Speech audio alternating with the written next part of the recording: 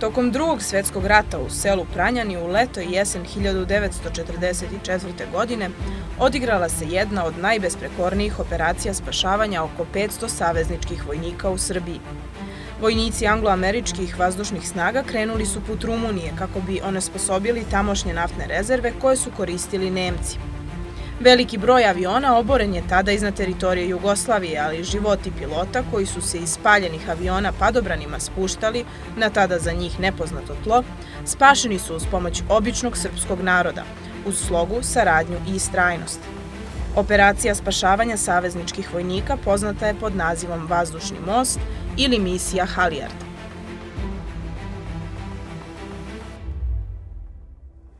Mnogi domaćini iz šumadijskih sela skrivali su tada i čuvali savezničke pilote. Slavko Jeftović bio je jedan od njih, a na tom istom mestu gde su pre 75 godina boravili vojnici, o celom događaju govorio nam je Slavkov sin Radiša Jeftović. Ovo je zanimljiva priča, kako vreme prolazi postaje sve više zanimljiva, razlog za to i objašnjenje što je sve ovo što se dogodilo,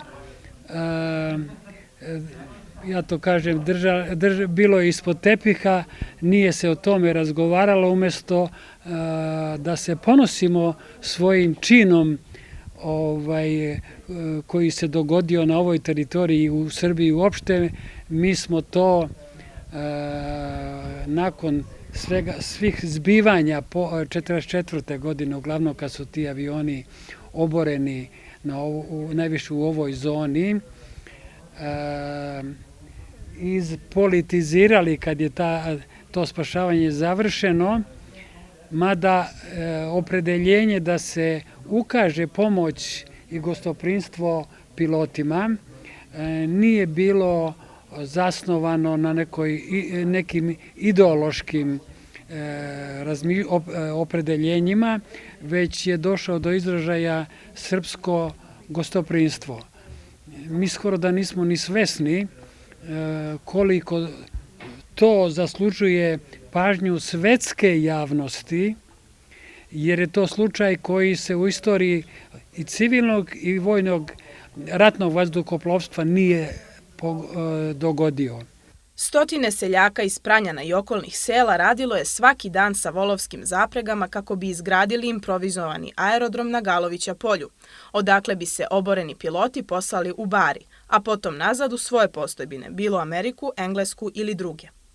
Neki od potomaka pilota koji su boravili u brojnim domaćinstvima, uključujući domaćinstvo porodice Jeftović, svojim dolaskom izrazili su poštovanje povodom obeležavanja 75. godišnjice Misije Halijard. Ćerka pilota Charlesa Davisa, Barbara Hacpet, bila je jedna od njih. When he landed, he broke his ankle and he was approached by a local resident. And he didn't know anything about the local people, and of course he was afraid. And the gentleman walked up to him and asked him if he was an American, and he said Americano, and they established that, and then the gentleman kissed him on the cheeks 3 times, and his name was Slavko Ječević, whose home this is, and he cared for my father and the other 9 flight crew members that all parachuted in and were able to reconnect. He had broken his ankle, so he spent his time in the hayloft back here in this building. And during the day, the adults would go off and work in the fields and take care of the cattle. And Dad and the airmen would kind of babysit and work around the house and take care of things here. Pa ova je kuća bila na 2 sprata, oni su bili smešteni u gornjem delu. Bila je novi namještaj, pošto majka tek je stupila u brak sa našim ocem, a onda se praktikovalo da donesu u miraz namještaj i imali su uslove za smeštaj. Mi smo spavali na podu i to nismo mi konstatovali, nego oni kad su došli, oni su nam to objašnjavali da su oni uživali na neki način podršku naroda. The people here were just so warm and giving, and we as a family are very, very grateful what good care they gave my dad. The people here had the airmen eat first, and then they would eat. And they took care of these men as if they were family. And of course, there was a lot of civil war going on here, and so they put themselves in risk for harboring the Americans.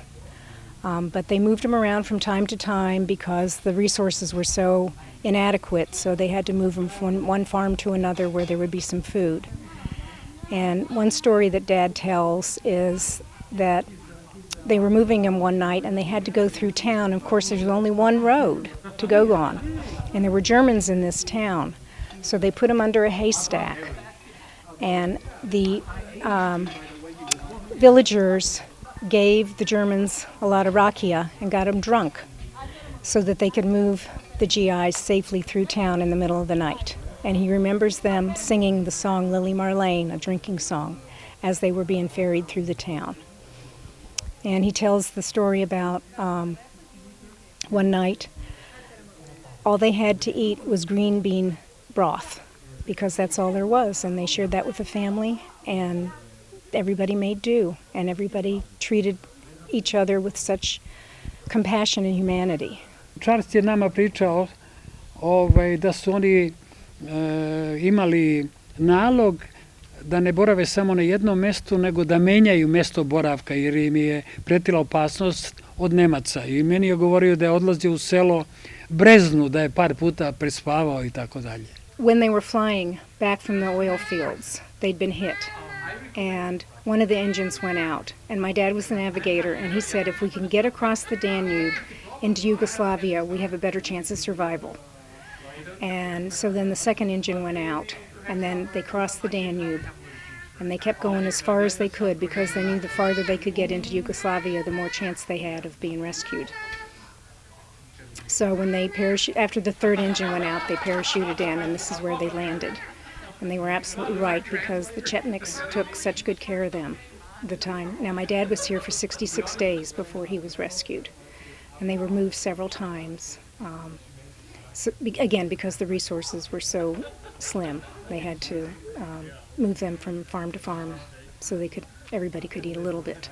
Mi smo bili, što kažu, imali smo 4-5 godina, sestra, ja i drugi i brat. Pamtimo, recimo, naši su ukazivali gostoprimstvo, za uzvrat imali smo slučaj kad oni se bave tim poljskim radovima, skupljanjem sena i tako dalje, da su nas ti piloti čuvali i vodili računa o nama. Tako smo ih, znate kako smo ih otkrili?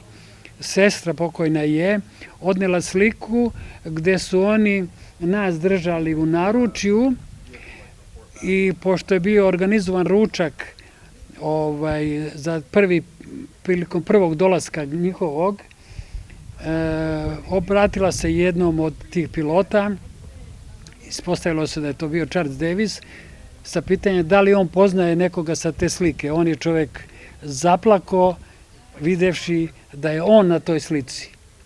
Tako da je, a on je bio jedan od glavnih organizatora i okupljanja tih preživjelih pilota u Italiji.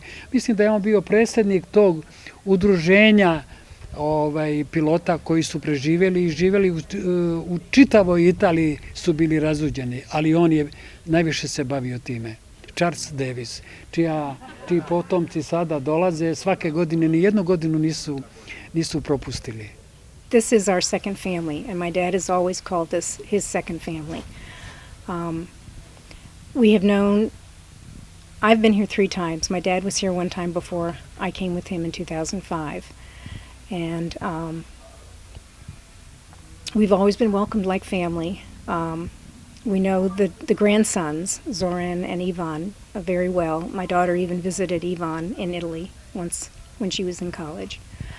And we have been taken into the fold.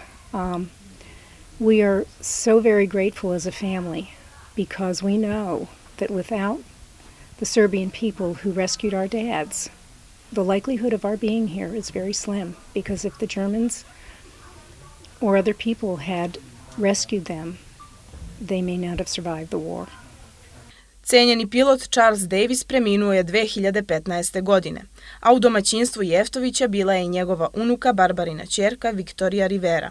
Ona je, zahvaljujući Misiji Halijard, za koju kaže da je deo svetske, ali i njene lične istorije, odlučila da izabere studije na kojima će se baviti i zagovarati mir među zemljama. Kakav je osjećaj bio za nju što je upoznala porodicu koja je spasila njenog dedu sigurne smrti, opisala je sledećim rečima. So it was really special to be able to meet them after so many years of hearing about them and the sacrifice that their family and the town made for the Allied airmen. And then to actually come to their home in Ponjavić to see the room that my grandfather stayed in while he was here healing from a broken ankle. It just brought it all full circle and was just one of the most special moments of my life because the Serb people were just, they held such a special place in my grandfather's heart. He felt indebted to them his entire life. He made it his life's mission really to get the word out about the sacrifice that the community here made for the airmen. He was a huge proponent of the story, of making sure that the facts didn't get lost in the politics of it all. It was really important to him that the rescue mission had a human face, not only of the Allied airmen, but specifically of the Serb community. And yeah, he always told me stories growing up. And when you're, a 7-year-old girl, okay, granddad, great, another story. The meaning doesn't really have a lot of importance at a young age, but the older I got, the more interested I became because it really is not only history generally, but part of my history. And so the older I got, the more I wanted to learn the stories. And I'll always remember one story in particular.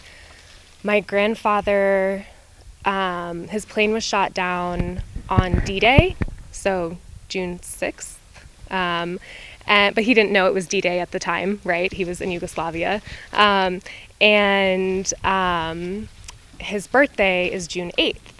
And so somehow the family found out it was his birthday. I don't know if he mentioned it or if one of his crewmen mentioned it. I don't know the origins, but I believe it was Slavko Jeftović, or his wife. One of them found out, and so on June 9th or 10th, they made him a birthday cake and surprised him with a birthday cake. This is amidst a lot of famine and lack of food, and yet here they were making my grandfather a cake for his birthday. Somehow they found sugar, even though the Nazis had taken all of their resources. Unuka Charlesa Davisa istakla je i da joj je fascinantno kako ljudi sa različitih kontinenata koji pripadaju drugim kulturama i govore drugačijim jezikom mogu da izgrade tako snažan odnos. To uviđanje uticalo je kasnije dosta na njene životne odluke. Charlesu Davisu je osim drugih pilota tokom akcije spašavanja društvo u suvoborskim selima pravio i kopilot Robert Cole, čija su 3 sina ove godine prvi put došla na mesto gde je, između ostalih, njihov otac bio skriven 66 dana dok je Srbija bila pod nemačkom okupacijom. My name is Les Cole and I'm the youngest son of Robert Cole. He was a co-pilot on a flight that landed in Serbia and was under great hospitality of the people here and the general. And we were just happy to know more and more about the story and know that everybody is taking more interest in it, both in America and here. And so we're so glad to be here to be a part of this and this celebration and to remember these people and their wonderful, wonderful kindness. So I learned the story a little bit when I was younger. My father passed when I was only 12, so he didn't tell a lot of his story for too many years later, but we got a little of it, and then my mother told me more about it, and we have had pictures. The exciting thing is that he had a camera when he dropped into the territory, so his pictures predate those that are in other books and other records, and we've held them and kept them, and we're excited to share them now. My name is Mark Cole. I'm the middle child. I was 16 when Dad passed away, and he had talked to us a little bit as children, but he had showed us the pictures that he took and give us as much story as we could understand at the time. And again, when we coaxed our mother to write it all down much later in the future so that we could reflect upon it. And we're really happy that she did that. Her story tracked very well with what we understood in the beginning. And again, we're happy to have brought his photos back to this area. But he did speak fondly of Yugoslavia at the time, and especially the Serbian people. And he was adamant about that. It's a wonderful place, and the people are incredibly friendly. We did not know what to expect by traveling here, but it is something special. We were glad we came. Najstariji sin poručnika Roberta Cola, Gary Cole, preuzeo je na sebe zadatak da oda počast ovom velikom događaju za njegovu porodicu i istoriju ratovanja i sve ovekoveči fotoalbumom sačinjenim od fotografija koje je njegov otac napravio tokom svog boravka u Srbiji. The album that I've put together here was intended to be a gift for the family here. We intend to leave it here with them, and maybe we can get some signatures on it from the rest of the family. But it's comprised of photographs that were from proofs that my father had brought home with him. He had a camera in his flight suit when he was parachuted out and was rescued, and he used that to take pictures of this place. There are photographs of some of the buildings on this ranch, and so I put them together in a book. And we haven't had a chance yet to go over the photos individually with the family, but I hope that they will recognize some of the people that were in the photos. Poručnik Robert Cole umro je veoma mlad, u 49. godini života. Njegovi sinovi bili su mladi, pa su mnoge priče slušali od majke kada su odrasli i mogli da razumeju. Najstariji sin Gary seća se ipak jedne priče koju mu je otac kazivao, a koju nam je preneo. Između ostalog, istakao je i veliko prijateljstvo koje su negovali njegov otac i tadašnji komandant srpske antifašističke snage otpora, general Draža Mihajlović. This is the one war story I remember when his plane got shot with the flak, and the hydraulic lines in the cockpit sprayed hydraulic fluid through the cockpit. They didn't know if they were bleeding or not because the fluid was red. So that's the story that stuck with me. The rest of the story about his time here and with the family here and with General Mihajlović was relayed to us by my mother. And apparently the general and my father developed a relationship of mutual respect and friendship and over their time here, and I think that they helped each other with this operation and helped the rest of the crew as well. But before my father left, the general and my father exchanged rings, and the general gave my father a special ring of his, and then my dad gave him a ring as well. And our family still has the ring that the general gave to my dad during that time. You didn't bring the ring. I do have the ring. U prilog tome da misija Halijard u proteklih nekoliko godina dobija na značaju, govori i činjenica da je ove godine povodom komemoracije u Pranjane prvi put došlo i 3 mladih kadeta pri vladi Sjedinjenih Američkih Država, kao i predstavnici nevladinih organizacija. Ispred organizacije Duh Amerike govorio je Nick Izrael, koji je istakao razloge njihovog dolaska i koji su osnovni ciljevi organizacije. I work for the NGO Spirit of America. We work anywhere in the world where U.S. troops and diplomats are working, and we represent ordinary Americans who care about them and what they do, as well as the local people they help. And I'm very happy to say that we do a lot of work here in Serbia to help create better relationships between the United States and Serbia to bring things back to where they should be. And we've worked across the entire country in many different places, and we've found many Serbians who do the types of things for Serbia that Americans respect in each other and our organization represents ordinary American people who respect those people and who care about our two countries' future together. The Halijard mission is an excellent symbol for the potential partnership between the U.S. and Serbia. Ordinary Serbian people risked their lives to save the Allied airmen, including Americans, who were risking their lives to liberate Europe from Nazism. And we're very proud to be able to have a part in supporting commemoration of this important relationship, which is hopefully an inspiration for what can exist between Serbia and the United States today. Potomci pilota, predstavnici nevladinih organizacija, Srbi, Amerikanci, predstavnici vlada, svi su jedinstveni u stavu da događaj koji se odigrao pre 75 godina jeste nešto što treba da služi na ponos svim učesnicima. Operacija Vazdušni most, poznata i kao Misija Halijard, izostala je iz istorijskih knjiga u školama, ali nada je tu da će se o ovom događaju i dalje pričati, da će se istorijske činjenice zabeležiti i da će pre svega na videlo izaći humanost naroda, sloga i borba za život, uprkos svim ideološkim i drugim razlikama koje unose podele među ljudima.